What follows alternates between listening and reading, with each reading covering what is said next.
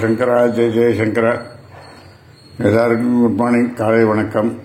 இன்னைக்கு என்ன Saturday special என்ன பண்ணுவாங்கிறது மாமி சொல்லுவா. எப்படி செஞ்சா எல்லா விவரமும் சொல்லுவா, கேட்டுருக்கோம் யங்ஸ்டர்ஸ்லாம். மிளகு குழம்பு வச்சேன். மிளகு குழம்பு அது என்னன்னா ஒரு பெரிய டேபிள் ஸ்பூன்ல 1.5 டேபிள் ஸ்பூன் மிளகு, அதே பெரிய டேபிள் ஸ்பூன்ல கொத்தமல்லி வர 3/4 டேபிள் ஸ்பூன், அப்புறம் 1/2 டேபிள் ஸ்பூன் ஜீரகம், 1/2 டேபிள் ஸ்பூன் துவரம் பருப்பு, நிறைய ஒரு கைப்பிடி அளவு கருவேப்பிலை எல்லாத்தையும் எடுத்துட்டு ஒரு முட்டை கடாயில ஒரு முட்டை நெய்ய விட்டு முதல்ல மிளகு போட்டு மிளகு வெடிச்ச உடனே கொத்தமல்லி வர துவரம் பருப்பு, ஒரே ஒரு மிளகா வத்தல், அப்புறம் துவரம் எல்லாத்தையும் போட்டு நல்லா வறுத்துட்டு அதுக்கப்புறம் மிக்சியில ஜீரகத்தை போட்டு, ஜீரகம் பச்சையா வச்சா அப்புறம் ஜீரகம் வறுக்க வேண்டாம், அதை போட்டு நல்லா அரைச்சு விட்டு அதை வச்சுட்டு இருந்தோம். அப்புறம் கிண்ணத்தை வச்சு அதுல நல்லெண்ணெய் நல்லா 3-4 டேபிள் ஸ்பூன் நல்லெண்ணெயை ஊற்றி கடுகு வெடிக்க விட்டு, கடுகு தாளிச்சோன்னா கருவேப்பிலை அதுலயும் கொஞ்சம் போட்டு நல்லா வெடிச்ச உடனே புளியை கரைச்சி ஊற்றி நெல் வச்சுக்கோங்க.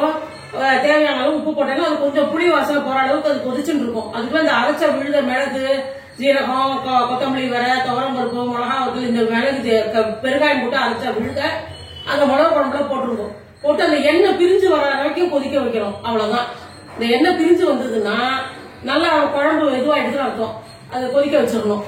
அப்புறம் அந்த மிளகு குழம்புக்கு இதுவா எல்லா வெஜிடபிள்ஸும் போட்டு பொரிச்ச கூட்டு பண்ணியிருக்கேன். பூசணிக்காய், பரங்கிக்காய், பீன்ஸ், கேரட்டு, கத்திரிக்காய் அதெல்லாம் இருந்தது. எல்லா காய்கறியும் கொஞ்சம் கொஞ்சம் போட்டு பாசி பருப்பு போட்டு கிண்ணத்துல தண்ணி ஊத்தி இந்த நறுக்கி வச்ச காய்கறி எல்லாம் போட்டுட்டு, உங்களுக்கு பிடிக்கும்னா இதுல ஒரு 1/4 ஸ்பூன் சாம்பார் பொடி கூட போட்டுக்கலாம், துளி பெருங்காய கட்டி போட்டுக்கலாம். அந்த பொரிச்ச கூட்டுல போட்டுட்டு தேங்காய் ஒரு 1/4 மூடி தேங்காய், கொஞ்சம் ஜீரகம், வறுத்த உளுத்தம் பருப்பு, வறுத்த கருவேப்பிலை எல்லாத்தையும் மிக்சியில அரைச்சு வச்சுட்டு இருக்கோம். பாசி பருப்பை ஒரு 100 கிராம் வேக வச்சு வச்சுட்டு இருக்கோம். இந்த காயெல்லாம் வெந்த உடனே இந்த வேக வச்ச தேங்காய் விழுது, பாசி பருப்பு எல்லாத்தையும் போட்டு அந்த காய்கறி வெந்ததுக்கு அப்புறம் எல்லாம் கொட்டி இறக்கி வச்சு தேங்காய் எண்ணெயில கடுகு, உளுத்தம் பருப்பு, கருவேப்பிலை தரைச்சு கொட்டிடுவோம்.